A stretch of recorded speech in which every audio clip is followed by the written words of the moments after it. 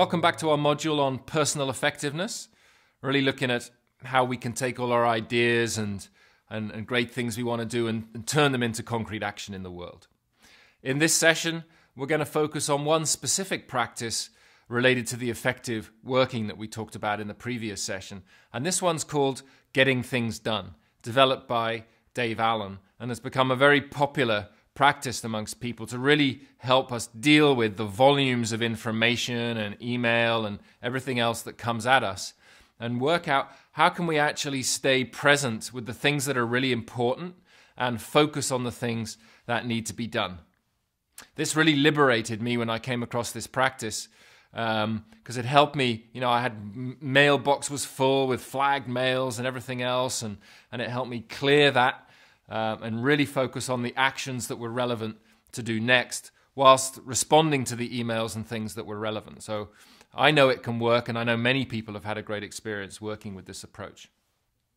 So I'd like to talk through one of the very practical practices for getting things done.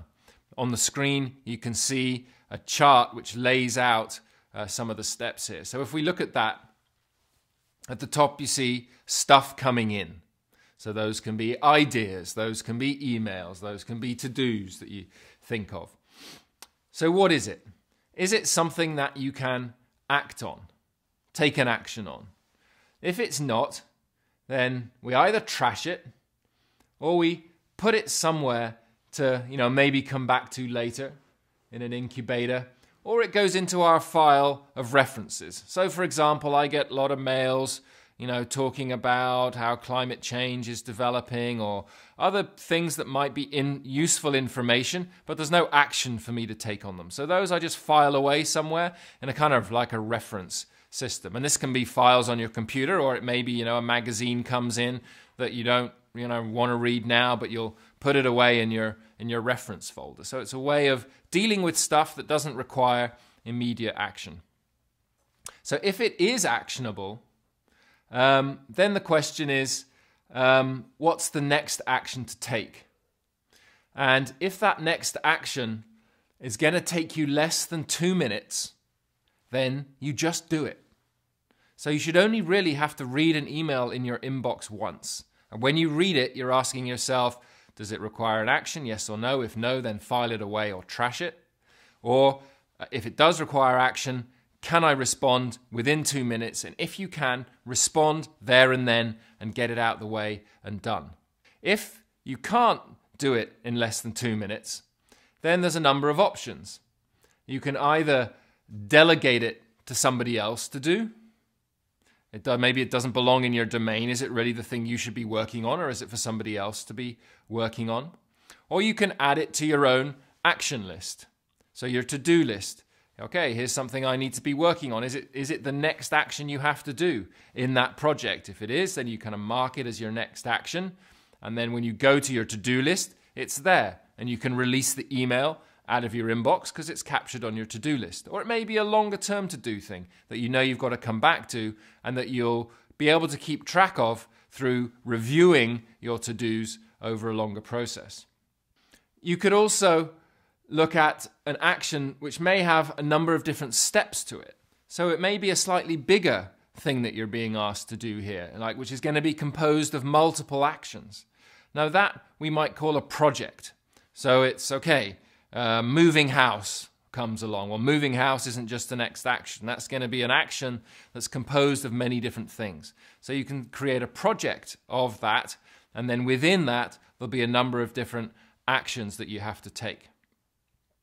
Another useful thing that I found within the Getting Things Done practice is asking yourself, in what context am I going to be doing this? So, for example, do I need to have my phone to do this? Is it a call somebody? In which case you can check context phone, and every time you can, okay, now I'm going to run through my phone calls. You're in the car maybe, or you're somewhere where you got your phone with you and nothing else to do. You can run through your phone calls. Maybe it requires you to be at your desk. So you mark it that, and the next time you sit down at your desk, you can check everything that's on your to-do list that's to do at your desk. Or maybe it's an issue that's relevant to a certain meeting. Okay, this is for the management meeting. I have to make sure I discussed it. It goes into that. So, Just before the management meeting, you open up your context file with your to-dos related to that, and then you can bring those issues in for the agenda of the meeting. Or it may be something you need to discuss with your partner or a friend. Say, next time I see them or next time I have time with them, I want to discuss these. So what it does is this process really enables you to clear stuff out, which otherwise are things that you may be trying to keep in your mind and you're thinking of, and you're kind of I mustn't forget this thing, or I mustn't forget to do that. And your mind gets clogged up with all of this stuff that you're trying not to forget. And when you develop a practice like this, it clears your mind, allows the mind to relax because you've got it captured somewhere. You'll be able to come back to it and take a look at it. And then you can be present again. Coming back to our mindfulness practice helps us to be really present with what's actually going on now. And then when you look at your to-do list and your actions, you can get a sense of, which one feels like it needs action now? And trusting a little bit of your intuition on, this one feels like it needs attention now. Let's start to do that.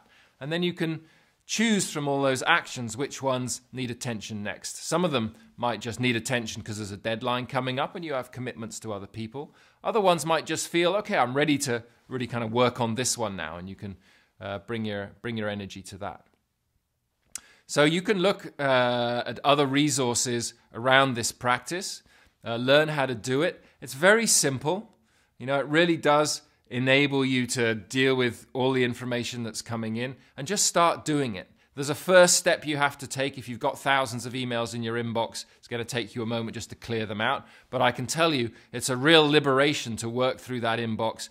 2 minutes, do it or delete it or file it, and then get to the space where your inbox is empty. You've got your to-do list, you know what you're about. And it really brings an effectiveness to your work in the world, which your colleagues and friends and family often instantly notice. So I'd highly recommend that in the time after this session, that just start. And it doesn't take long to do, but start the practice, and that will get you into it. If you just kind of delay it and put it off, then it's likely to kind of stay somewhere, and then you'll forget about it. But just begin it. It's very simple. It can be very liberating and really makes you more available for the stuff that really needs to be done.